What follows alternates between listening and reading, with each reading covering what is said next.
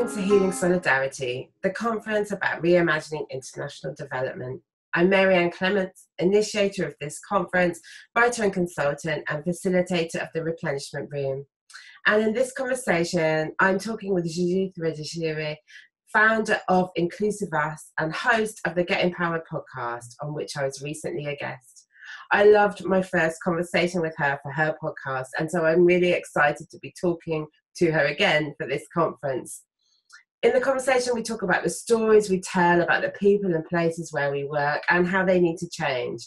And we talk also about how we show up every day and why it matters that we shift our approach, not just to the bigger questions, but to all of our connections and interactions with people in our work and beyond it as well. I really enjoyed this conversation with Judithe, and I hope you will too.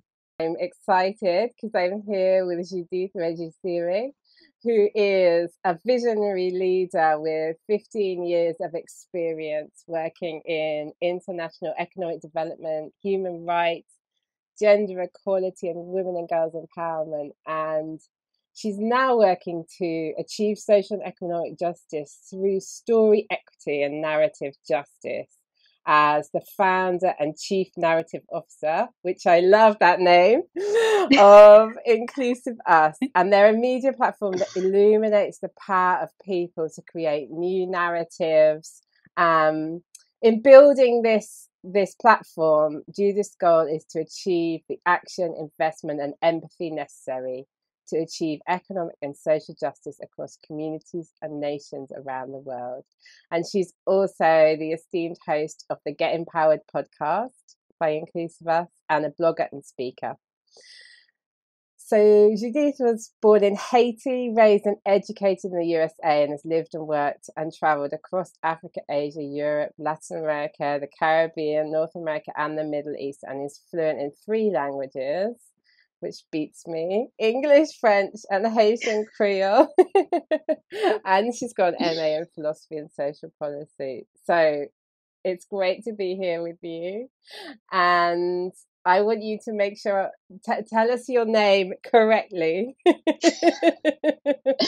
It depends on the pronunciation. So the English version would be Judithe Registre. Mm-hmm. However, growing up, it was the proper, since it's Creole French based, Judithe Registre.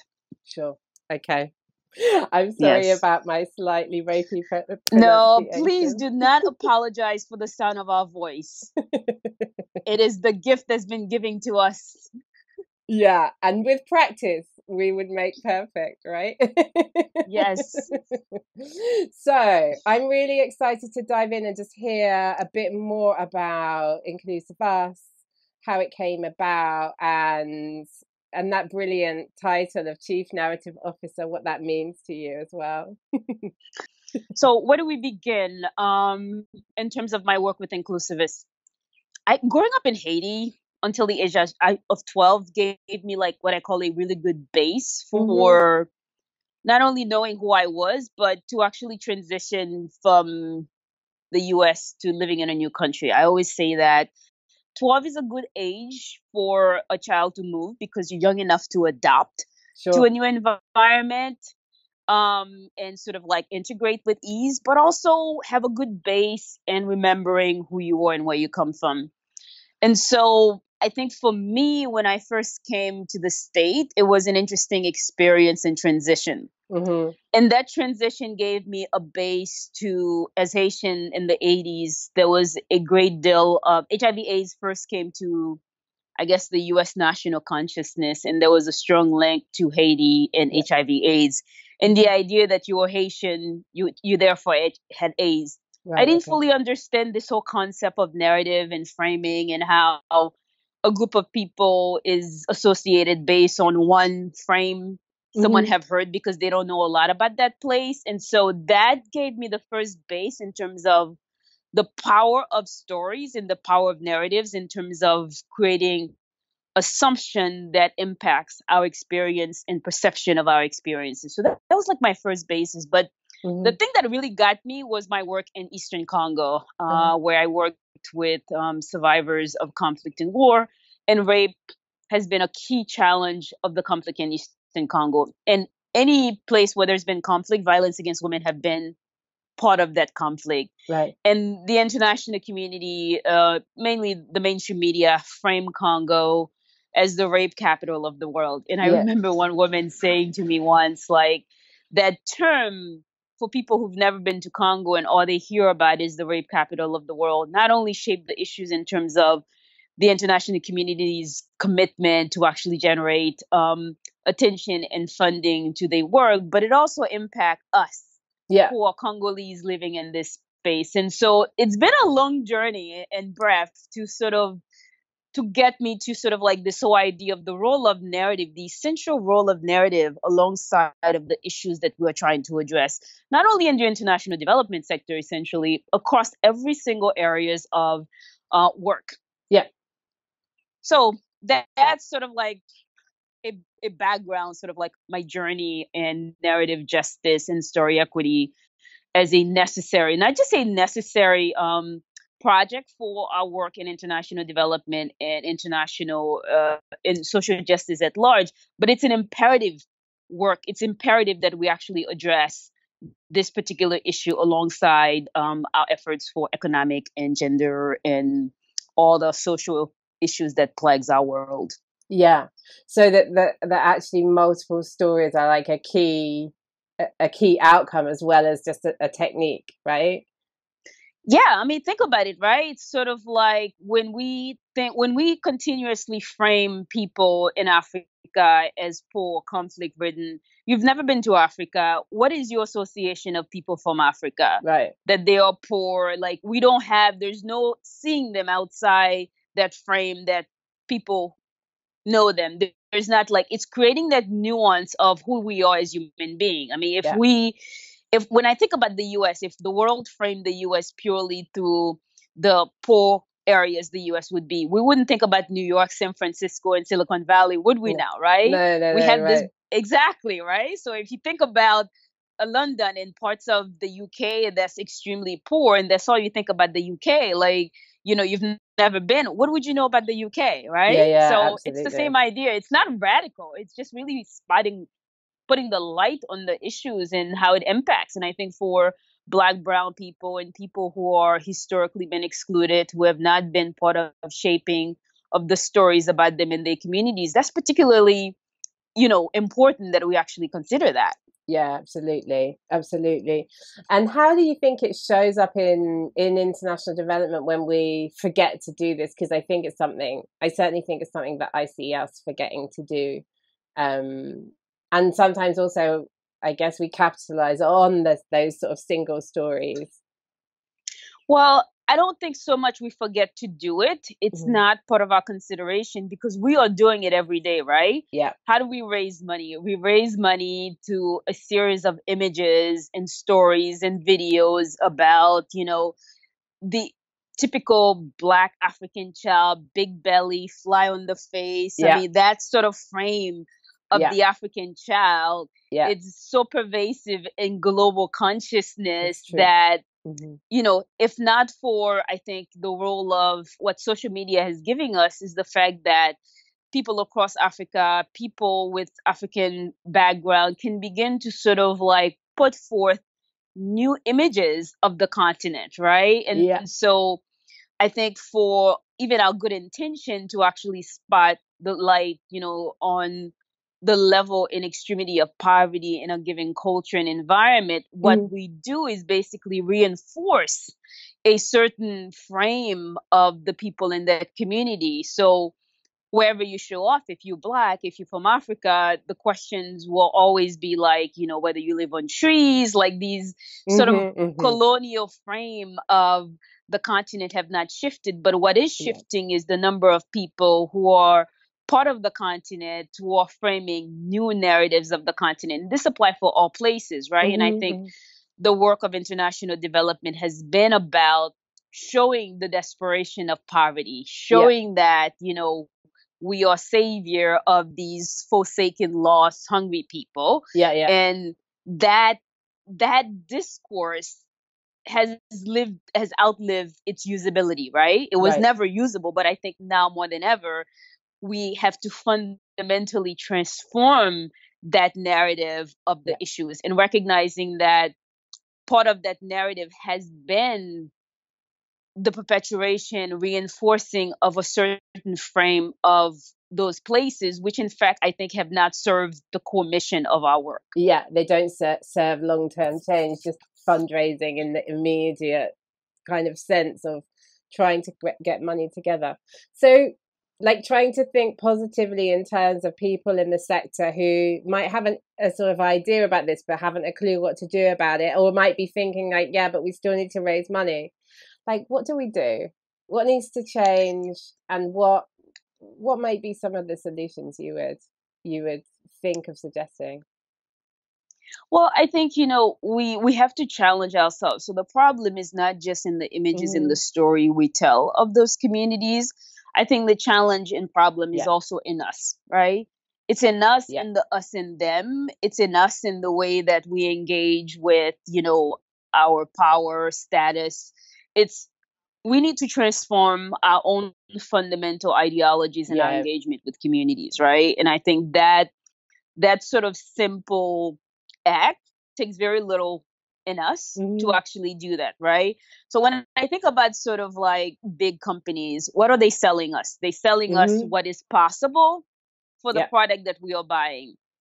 And in a very sad way, we productize communities and population to raise money. We need to humanize them instead of productize them, right? So if what we are doing in our work is sort of saying we can live in a world where we are treated with dignity and respect. What does that mean for us to actually showcase, tell stories, develop programs, have strategies, create organizational structures that reflects our humanity? Like, what does that mean? And I think that question, we must ask that. Like, what can we do? I think fundamentally the organizational structures we have, they do not fit for purpose. I don't think they are fundamentally the right organizational structures for the kind of missions that we have. And so, in terms of a solution, I think reconsidering what truly is the organizational structures do we need for the kind of mission that we have in the world, right? We have a very corporate organizational structures to do that wasn't designed for the kind of mission and work that we are doing. And what I'm suggesting perhaps might be a bit kind of not what people would think about, but I would challenge people to reconsider what is your organizational structures giving your mission? Is it in alignment? Is it the right fit for what you're seeking in the world? Does it reflect? Do you live your mission and value as part of your operation in every single day? The other day, a friend and I, who runs an organization, just started an organization called Diversity at Work. We did a workshop, a roundtable workshop on feminist leadership. And one of the key takeaways we share with participants is that microaggression and invalidation is a form of violence, and it's a prevalent form of violence in the workplace. And so what are some tools that we all can use, both men and women in these environments, to actually transform that? Because it creates trauma. And this form of invalidation, it's a form of emotional violence, right? Microaffirmation. How do you build microaffirmation as part of your day-to-day operation? Because microaggression, microinvalidation is part of it. So how do you actually replace it? And that's an active act that we do, creating spaces where it's not like, leadership always say, tell me what's going on, but they're not designed to really hear what's not comfortable for those implementing the work. So, I mean, I can go on and on, but I think you get my point here. Yeah, that it's a structural thing, right? And that actually we need to have structures that are fit for purpose for our values. And I totally agree that we don't always see that, and we often don't see that. And I think it's interesting to think about, like, what would narratives of our sort of shared humanity really look like if we were to say, like, we totally reject kind of that poverty porn that you were talking about, where it's like, here's a starving child from somewhere. If we say that that's just not okay, like, what do those much more truthful complexities of narrative really look like? And I think it will be exciting to really be able to work on that, you know? Well, I mean, think about it, right? I think part of the challenge now is we do these stories for fundraising to sort of show our success. Yeah. We don't have it as part of our everyday operation, right? It's kind of like the whole purpose of it is to sort of show, look how wonderful I am. It's not really sort of a goal to sort of show, look what's possible. Look at, and it's ongoing. It's not a one-time thing. You come and remember the whole purpose of these videos and stories when they are told is to sort of show that how we are saving people and asking this donor normally to sort of say, come and be a savior with us. Yeah. We're not sort of showing like, look, there's no simple solutions to complex problems. Yeah. And I think a constant effort to find simple solutions, one-dimensional solutions to complex multidimensional problems are the things that keep us where we are now with this poverty porn conversation that we are having right now. And for us to change narratives, it means that we actually need to reconsider what is the story? What are the changes that we're trying to actually realize in the world? And how is these stories that we are telling exemplifies not only those changes, but what is possible in the world with the work and partnership that we are developing across communities, across cultures, right? And I think for me, those are the conversations that we need to have. And it's taking centuries to actually be where we are today. This is not an overnight, there's no overnight solution, right? It's kind of like, we pay it at the front end or at the back end. But here's the thing, right? I think the people who are going to make the difference are not necessarily those of us who are part of the legacy of how this have served us. I think people in those communities are showing up and telling their own stories. I'm actually quite excited to hear that TED Talk is having their first TEDx in Kakuma, right? Yeah. It's always exciting that we can all go and be the voice for the voiceless. Like, we love to do that. I am one of those who started my career with this illusion I wanted to be the voice for the voiceless. I don't know where that came about, but but look at where I am today, right? Like, talk about like, how did I come to this space? Where I am today is recognizing that there is no such thing as the voiceless. No, right. And part of our job, people have voices, is that we value some over others. We value the insight and perspective some over other. Yeah. What would it mean to create a space where we will all value, our voices were valued, right? For me, those simple changes can happen now. They can begin now, and they can happen every day. Yeah. And in fact, the technology we have now gives us almost like an imperative as well as facility, right? Because it's beginning to be impossible to keep on telling this kind of one single story about poverty in Africa or wherever it is. I'm interested in, I know you went to Haiti recently. Oh, yes. And I'm interested in just hearing a bit about that and your sort of experience going home and thinking about these issues in that context. Wow, this is exciting. Okay, I was home earlier a couple of months ago, and I'll be going back again in next month. And part of the work, I think we had the podcast on what I call humanity and aid, exploring this whole conversation around the impetus was Me Too and the Oxfam scandal in Haiti and food for work.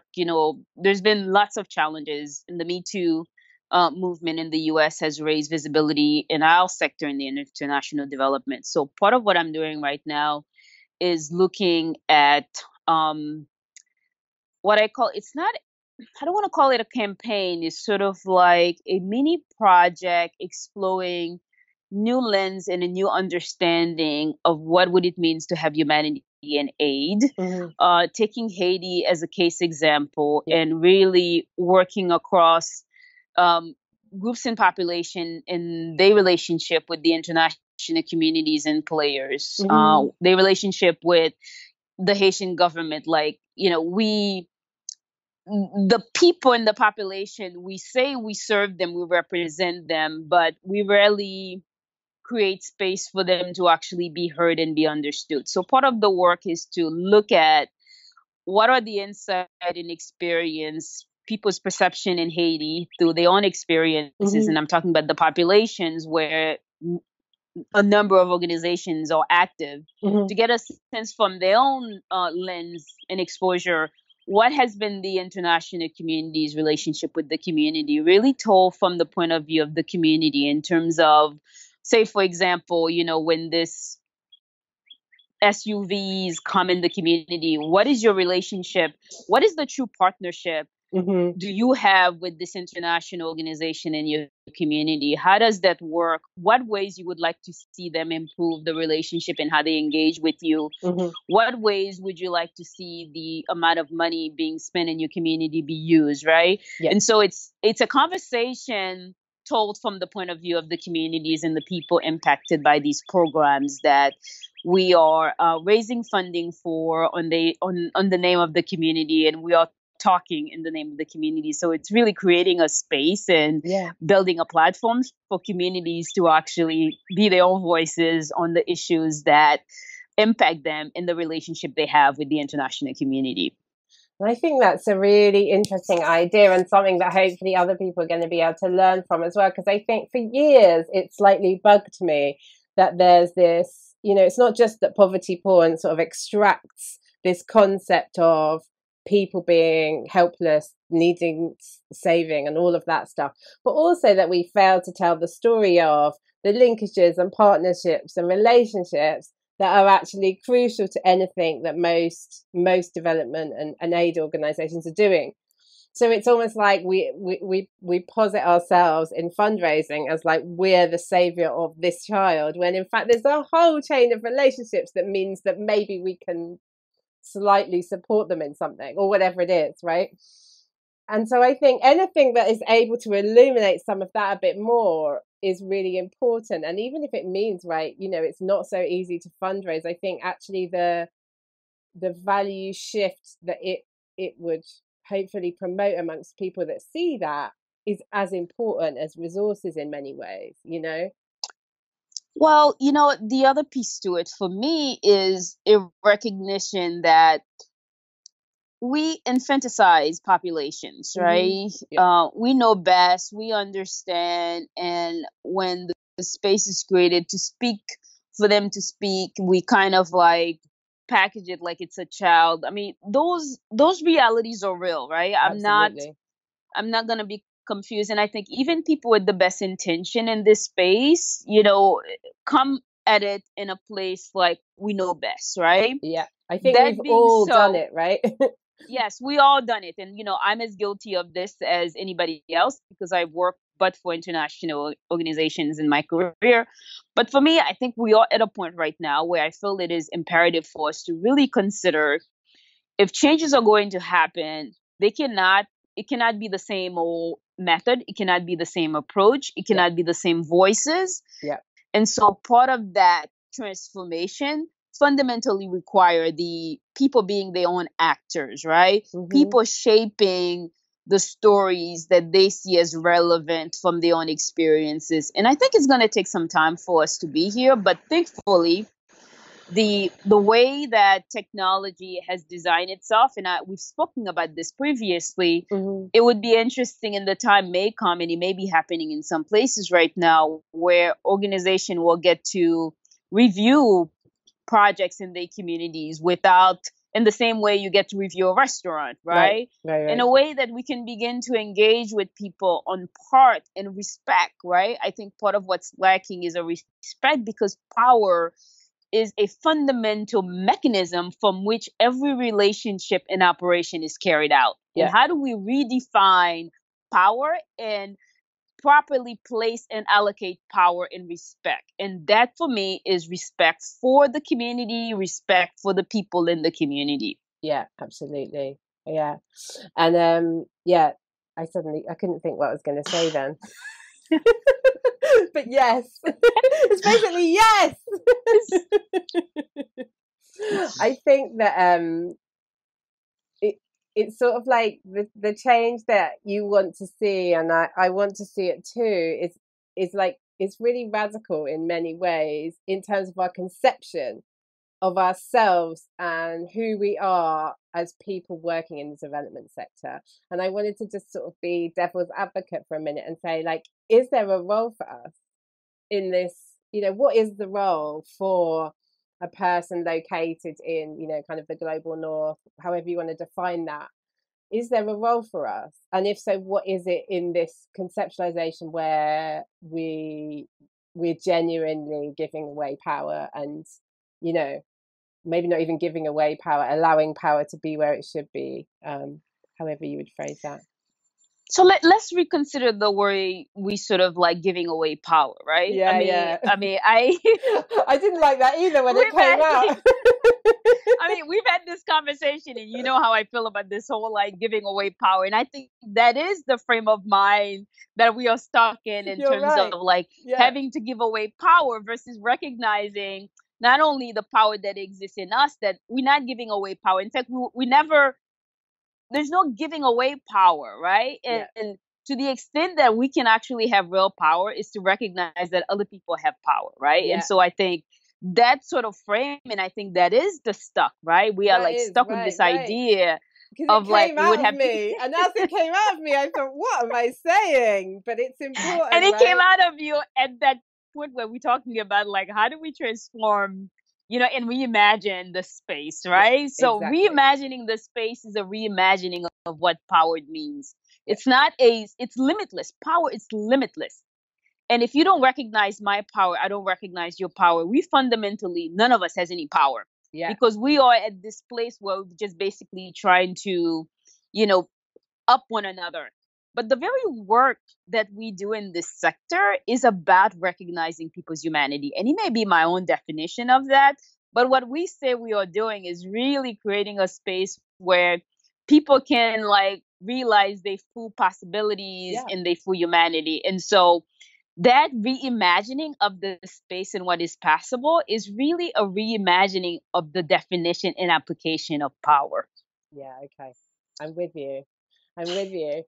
So if someone's listening to this and thinking, yeah, I'm down with that and I know what they're talking about, what should they do next? Should they do anything, or is it about how they think? Like, is it purely about how they think and be, or is there something they should do?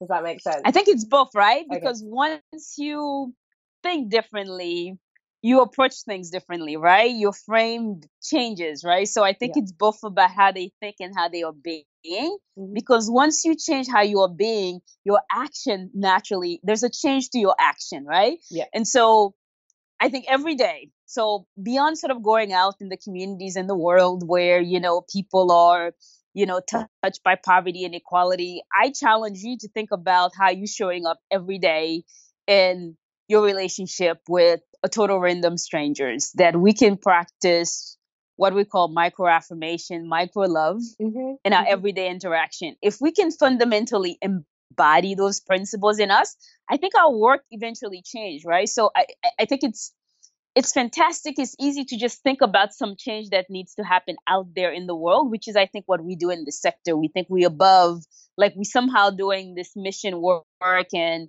we like ending poverty in the world. And we need to end the poverty in us, in our mindset, in our approach, in our relationship. So what can we do at the individual level? Being is as important as how we're thinking, because once we master those two levels, our action is transformed through that meta level understanding of like, even this conversation we're having right now, in the way that you immediately recognize the way you're using the word power, giving away power is itself a fundamental problem in the way we think, right? Right. So I think just that kind of like recognition, because awareness is already change. Yeah. Because change cannot happen until we become aware.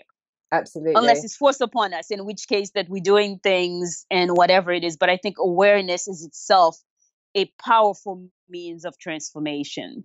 Absolutely. And I actually think, although there's a part of me going, oh, why did I say that? Actually, being able to make those mistakes, judge them as, oh, that I didn't mean that, and then kind of self-correct is part of what awareness brings us, right? It's part of the journey, and we are also steeped in these ideas around, we've all been practicing in this environment for such a long time, maybe, that they're going to pop out of us sometimes, right? And we have to be kind to ourselves, right? And I Mm, think part of it for me is, I believe kindness is itself a revolution, right? mhm. I think if we every day practice kindness in checking ourselves and our behaviors in ourselves, we can then extend that to others, right? Because Mhm. all of us come into this work because we thought there was something we could do. Yeah. And in the process, I think many of us has forgotten ourselves Yeah, and what we needed to do, absolutely. because the work, as you well know, is extremely challenging. And I think there are I think most organizations should have a therapist in Mhm. house in Mhm. the same way they have HR. I think they should have a therapist. Yeah. And we are hurting ourselves through the process emotionally, psychologically. And I think that is playing itself out in our relationship with the work. Yeah. And I think one of the things that we can do, which I think you are actually one of the leaders in this space around self-care, Yeah. kindness, around like engage in this work, care for yourself, because it impacts the work. It impacts you because you are the work. Yeah. I totally, and I think it's actually really hard to show up for this work and the challenges of it in this, in trying to shift these frameworks. If you're kind of exhausted, worn out, feel like you've just been burning the candle at both ends for months, Yep. which is where a lot of people in the sector are. So yeah, absolutely, I'm totally down with that.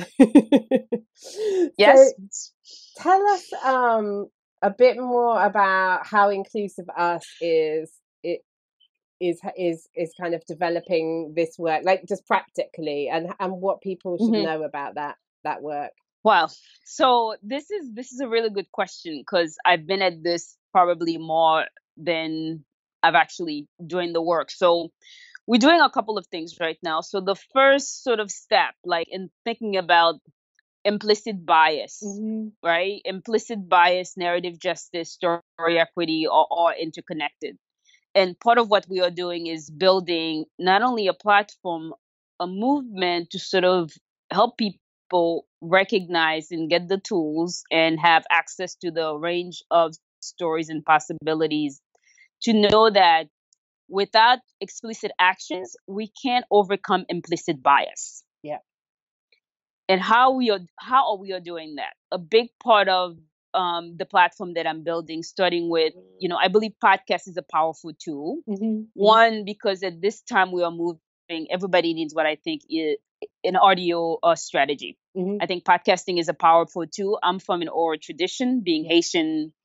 We form an oral tradition. And I think the possibility of using podcasting to actually showcase and highlight extraordinary people in their own communities, leading changes, so we don't always think that, the change that happens in a community is a result of someone coming from outside the Yeah, community becoming the absolutely. savior, right? Right. And so I'm deeply committed to the work of showing people in their own communities leading changes. And Yeah. I mean that from looking at violence against women, Mm-hmm. I want to see men who are working on those issues. I've said this too many times. We can't empower enough women to actually address violence against women. So beyond men as allied for women work, I want to see men as ally for their own transformation, because the work Yeah. that men needs to do to overcome the toxic violence they've experienced, because I always say, and the data is very clear on that, Yeah. men who've experienced violence perpetrate violence. Yeah. Violence. Yeah. That's a fact, right? And Right. so we need these stories to be told in a fundamental way. Yeah. Looking at racism, we need white people working with white people on racism. Yeah. It's not enough that you're like going into black community, because the work of racism exists Yeah. in white communities, and white people who are committed to that kind of transformational work in racism. We want to talk to them. We want to showcase that stories. What do these things do? Yeah. They begin to actually mobilize white people when they see their own challenging those issues in a way they understand. The same thing goes Yeah. for men. Mm-hmm. In Haiti, Haitians leading changes in their own communities. We need to recognize that Haiti is a place with extraordinary leaders, historically and otherwise, across the world. And the more we see these kind of stories, the more we see these kind of players, the less inclined we are to sort of say these people don't exist. So when we're Yeah. hosting a conference, say on Haitian entrepreneurship or African entrepreneurship, we don't end up with a panel of people who are not from that space because we say they don't exist. We can't find them. We know they exist. And so part of the commitment with Inclusivists is to highlight these extraordinary stories of people transforming their communities. And so we'll be partnering with organizations that are committed to this through partnerships so we can work with them to actually build their own sort of like database of stories across the work that they are doing. So in addition to our own platform, we'll be partnering with people to actually produce content for them, that those content, when they are being produced on a regular basis, they don't become a one-off kind of, this is the story of this communities. When you have like a library or repository of stories from on a given issue from a community, you can go and see there. So you're not stuck with having to do these one-dimensional stories at one given time. So this is kind of how I'm responding to this whole challenge of not only poverty porn, but the deficit narrative that exists when it comes to too many historically excluded populations and communities around the world. I love that as well, because how many times we must all know those experiences of need a case study for this report, you know, where has anyone got a case study for this report? And you know what happens is like there are 4 or whatever, then we just, let's use this one. Or we all know those, I might be exaggerating, but we all know that sort of thing of like, actually we're not documenting stuff in a way that allows us to be doing what you're asking us to do, you know. And here's the reason why I think for me this is important, right? Because I think as we challenge communities and organizations to tell better stories, the truth is they are not positioned to do the work that I'm doing. Partly because they're busy doing the work. And I came from a long journey to recognize the inherent challenge in organizations that are implementing to then now create another, which is its own work, which is why I've dedicated my work to purely to build on the stories of the issues with the players leading changes in those communities, right? Because if you're busy implementing a program, you're not busy building the stories for the program because they are 2 separate work and 2 separate set of skills.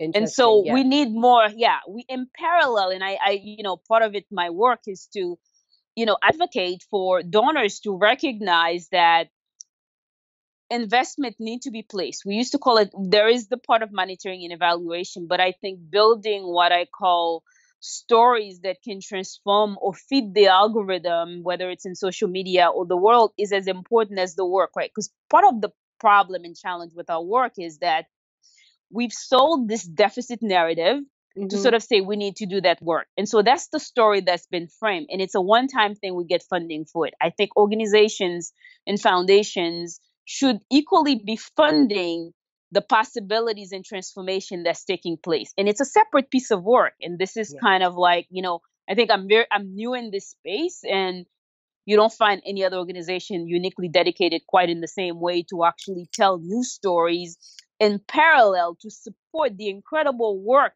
other organizations are doing. So I see the work that I'm doing as a parallel to the work that I think other organizations are doing, because they're not going to be in the business of transforming narratives. No, exactly. Right.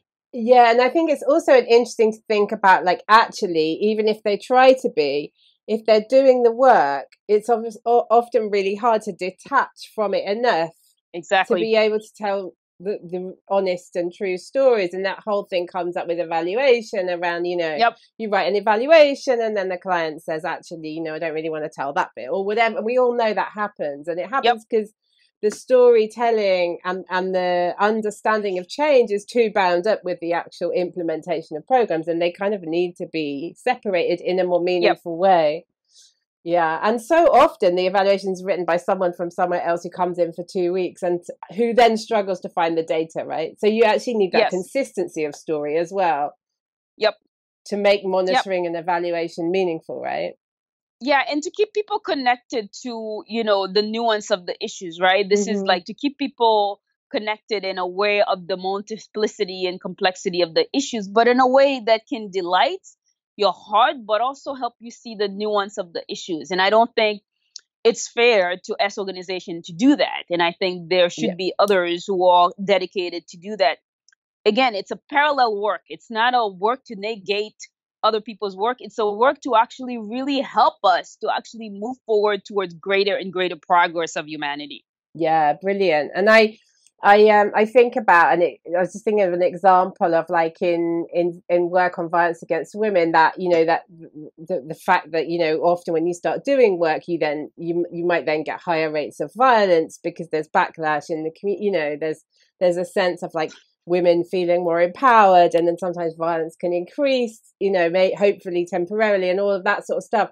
You get the nuance of that much more meaningfully if you're engaged in storytelling as a kind of ongoing process. I think Yes. those kinds of things are very hard. You've tapped right into it. Like, Yeah. we get like ongoing storytelling is key. An Yeah. organization that are doing the program will not necessarily be available to do that. And in the case of violence, what normally happen is that people begin to report more on violence, right? We look at sort of like, there's a reporting, like you look at sort of like violence in the Black community in the US. But hey, these things have been happening. Now we get to see and hear more about it. But again, the way it's being framed, it's not sufficient. Like, how do we build for the nuance in the solution? Because what I think is beautiful in the case of storytelling is that it gives people a way to connect to the life transformative possibilities of the issues, and not just this kind of like problem needs savior, right? Versus like the complexity of change, the complexity that is part of our everyday life. And I think the role of parallel storytelling on issues has never been more critical. It is imperative. Yeah, absolutely. I just want to ask you one more thing, which is about so you're from Haiti, and the Oxfam scandal, the whole Me Too thing broke originally around a story in Haiti. And I just wanted to touch on that and touch on like what, in terms of the stories that were being told, as that whole thing came out in the media. I know it was kind of coming out in the media in the UK, but also internationally.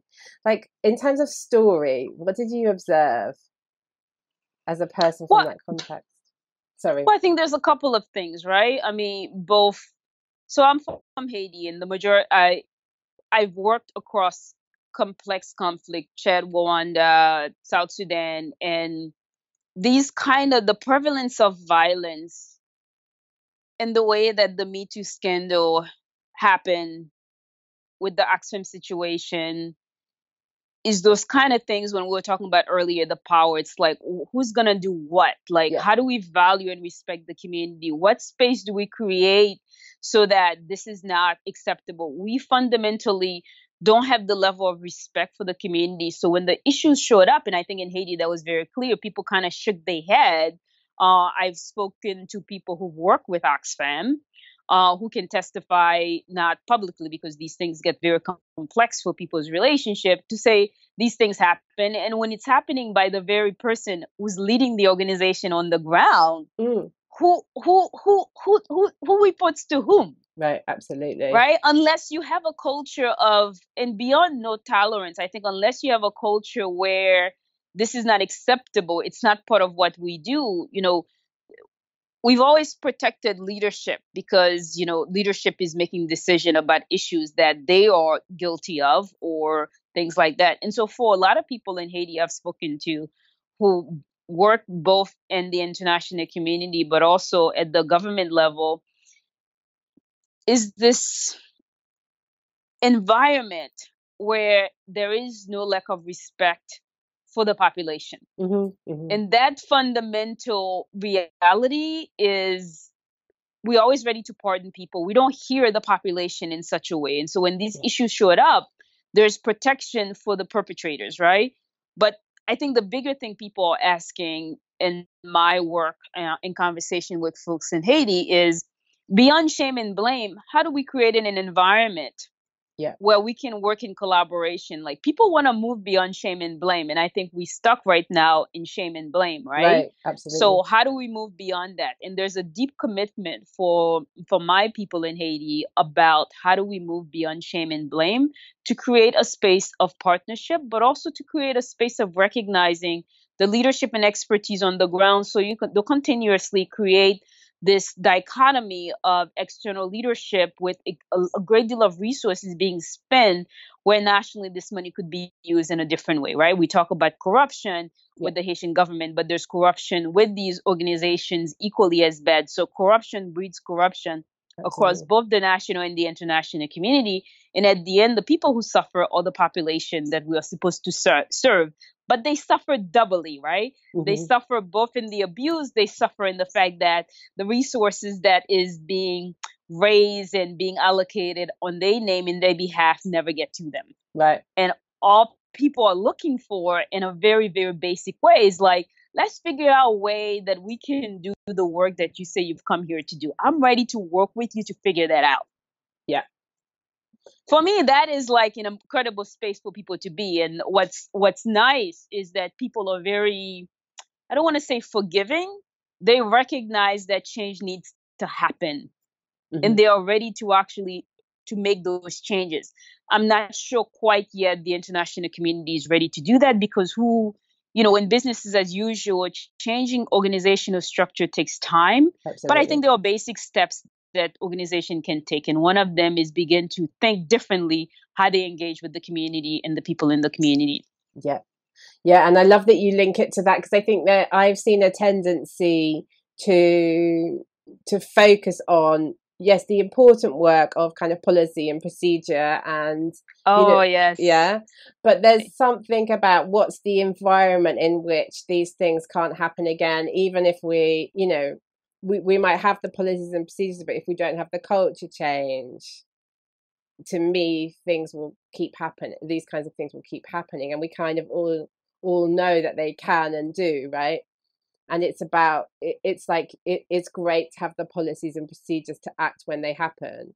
But for me, there's something much, much more deep about like, what is it we think we're going to do when we go and try to create change in the world somewhere, And how do you build in prevention, right? How do you build in prevention so that this kind of act, because part of it is, I think when you have very often they tend to often be male leaders who are running the organization or in position of unquestioned power or unquestioned authority. Yeah. How do you build in that there is no such thing as unquestioned authority and power when it comes to abuse or when it comes to disregarding other people? Like, how do you build for that? And I think that is perhaps the most imperative challenge and opportunity for the sector.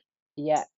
And it looks, I think, radically different from some of the structures that we're working with now, right? Exactly. Yeah. Exactly. You're getting right where we need to be, because like the current structures we have isn't designed for that. And so for us to solve these problems, we need to rethink and reconsider what would be a structure that would hold all of us in regards and all of our values, point of views, and experience in regards in a way that can lead to the kind of transformative work that we're seeking to do in the world. The first transformation is at the institutional level. And for that institutional level transformation to take place, we need a structure that facilitates that. And we need people and leadership across the board that are ready to lead in that way. And that means them also being willing to do their own work, right? Exactly. That is where your work comes in handy. I hope so. Yeah, absolutely. And I think more and more I'm thinking about like, how do we join all those pieces, How do we join all those pieces so that those things can happen in organizations? And I think it's, the challenge is huge because we're so sort of used to a certain status quo, which is very resistant, I think, in structure, not necessarily individuals even, but in kind of structure and form. It's quite resistant to some of the things we're talking about. So I'm excited to keep talking about them, but I think it's going to take time, as you said already. Yeah, but the first step, right? I think as we continuously take the steps, I think the work that you are doing, my work in story equity, narrative justice, and storytelling transformation, like I think as we all evolve in our contribution to these changes, and we do it with a with a consideration, with the kind of I want to use the word kindness, because I think, you know, Yeah. we need to strategically, you know, engage in ways to give people the sense that there are possibilities, Yeah. and just because something has been done this way doesn't, and it hasn't been effective, doesn't mean we need to implement it. And I am deeply committed to creating a space where we can move beyond shame and blame. And I think for me, transformation happens when we are in that small, tiny little space where there is no shame and blame, but there is possibilities. And kindness, right? And kindness. Yes. Possibility and kindness. Yes. Yes. I love that, because when I reflect on kind of my sort of in my head just very quickly then on like the sector, kindness isn't what jumps out at me, and yet the work of like writing injustice and trying to make the world a fairer, more equal place, at its heart is about kindness, right? So kindness, understanding. I mean, like, you know, whatever words we use, but I do think, you know, whether we want to call these soft words, like, these are people's lives at every level, in every angle, whether it's the organizations or the community. These are lives. And what is it we are seeking? To be heard, to be seen, to be understood, to be relevant, to be regarded. And like, how do we build for that? And I think that really tiny little space where, you know, my action is not acceptable, is there a space that's been created for me to transform those actions? And how do we build for that? Obviously, responsibility and accountability are key to that. I don't want to like miss those two words, responsibility and accountability, in the space of no shame and blame. For us to actually know have to remove that shame and blame, we need to build in accountability and responsibility. We need to build for that. Absolutely. Okay, I love it. Thank you so much for the conversation. I've really enjoyed talking with you again, and I hope we keep the conversation going. You've been listening to me, Marianne Clements, in conversation with Judithe, Registre, and this is the Healing Solidarity Conference. Thank you so much for joining us today. If you'd like to spend a bit more time with the ideas and suggestions we discussed in this talk or in any of the others, don't forget that you can make a contribution to support the production of this conference and get access to ongoing conversations and recordings about these themes and ideas. Just click the link below this video to find out more. Thank you.